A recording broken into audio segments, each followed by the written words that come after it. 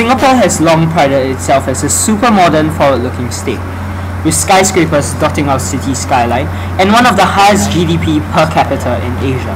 Singapore's economic success is the envy of much of its neighbours. Yet, under this glamorous front are the unsung heroes of the construction industry. Migrant workers that have provided the cheap labour necessary for such modern developments. However, some of these workers are facing abuse and mistreatment by errant and unscrupulous employers, their plight ignored and cast aside in the bustling, fast-paced life of Singaporeans.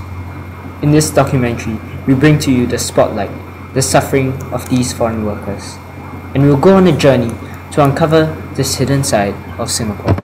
Tempted by the dreams of a better life, the alluring city lights of Singapore has attracted many hopeful migrant workers here to work for salaries they would take years to make in their homeland. The past 50 years has seen the number of foreign workers jump a massive 170% to 670,000 in 2006. However, along with this trend is the rising number of cases of abuse of foreign workers by errant employers.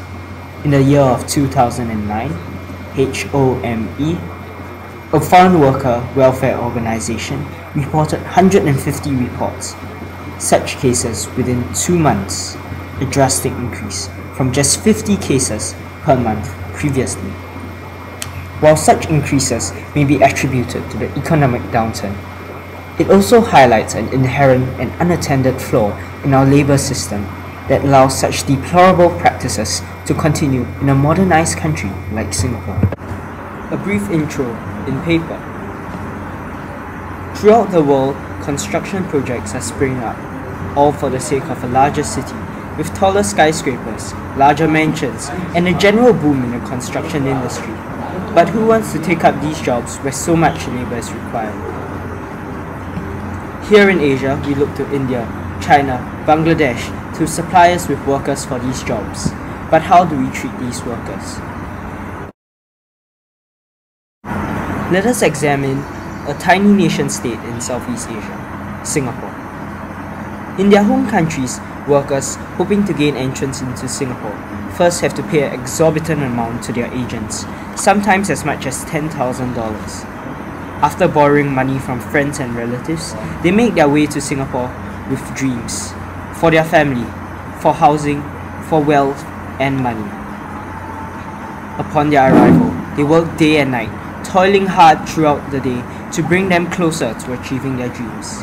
And at night, they return to their dormitories only to find them cramped, small, unhygienic, and a general lack of quality. In some incidents, employers go to the extent of denying their workers their rightful pay, or in some cases even abuse their workers, physically or otherwise.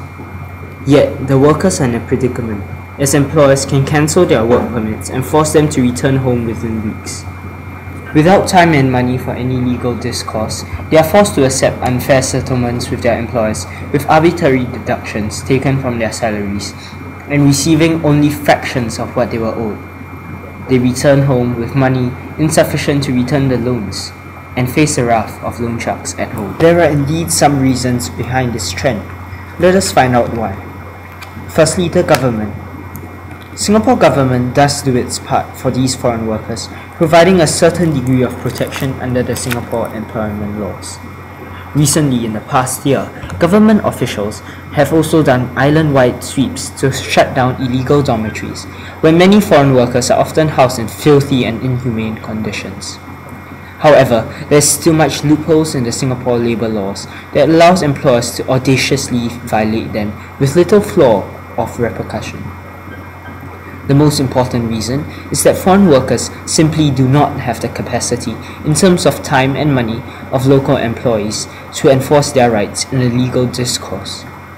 The system of the work permit allows employers to dismiss unwanted workers at whim and send them back to their homeland, leaving them little chance to obtain any justice. Secondly, a civil society.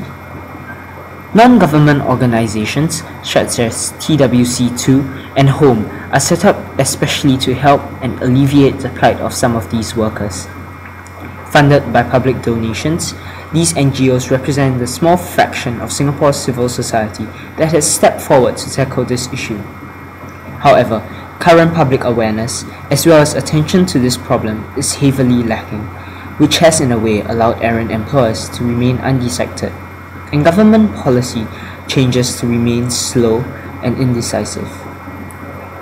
One important factor that has contributed to this lack of involvement from the Singapore public is the typical stereotypes and perceptions of foreign workers in Singapore. Many locals find these workers a nuisance, for they bring down the general labour wages across the construction sector and rob locals of their jobs.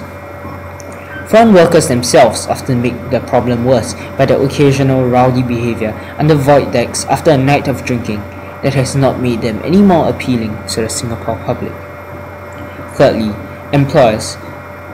While they are obviously the main culprits behind the mistreatment of foreign workers, it is understandable that employers try all ways to cut costs in order to maximize profits, especially in the recent economic downturn. Although the mistreatment of foreign workers is definitely unacceptable. However, in this capitalistic free market, the inclination of employers to resort to such unscrupulous equation can basically be measured by the balance between the benefits and risks of abusing foreign workers. When the risks are low and the incentives are high, it would be natural to see a rise in such practices, as we indeed have in the 2009 economic downturn.